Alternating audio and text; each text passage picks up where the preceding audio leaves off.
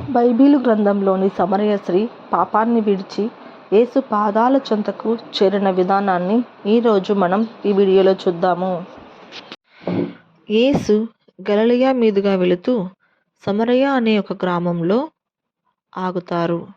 శిష్యులు ఆహారము కోసమని ఊరిలోనికి వెళ్తారు. అప్పుడు సమరయ స్త్రీ ఒకటి మధ్యాహ్నపు వేళ యాకోబు బావి వద్ద నీరు చేదుకొనుటకు వస్తుంది. యేసు ఆవిడను చూసి దాహమునకు నీళ్ళివ్వమని అడుగుతాడు.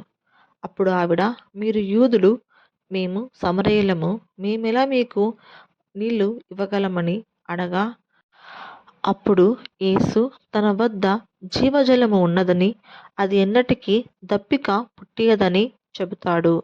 అప్పుడు ఆ సమరయ స్త్రీ, ఆ నీటిని నేనెలా చేదుకొనగలను అని అడుగుతుంది.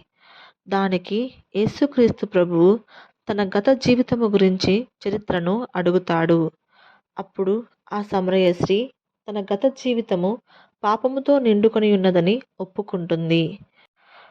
అప్పుడు యేసుక్రీస్తు ప్రభువు ఆత్మీయ జీవితము గురించిన సువార్తను ఆమెకు ప్రకటిస్తాడు. అలాగునని తన పాత గత జీవితంలో తను చేసిన తప్పులను తనకు గుర్తు చేస్తాడు. అప్పుడు ఆవిడ, మెస్సియా వస్తాడు, మమ్మల్ని బాగు చేస్తాడని చెప్పగా, ఆయనను నేనే అని చెప్తాడు. అది నమ్మిన ఆ స్త్రీ ఊరిలోనికి పరిగెత్తుకుని వెళ్ళి జనాలందరినీ పిలిచి, నేను మెస్సియాను చూశాను, ఆయన నా గత చరిత్రను చెప్పి ఉన్నాడని సువార్తను ప్రకటిస్తుంది.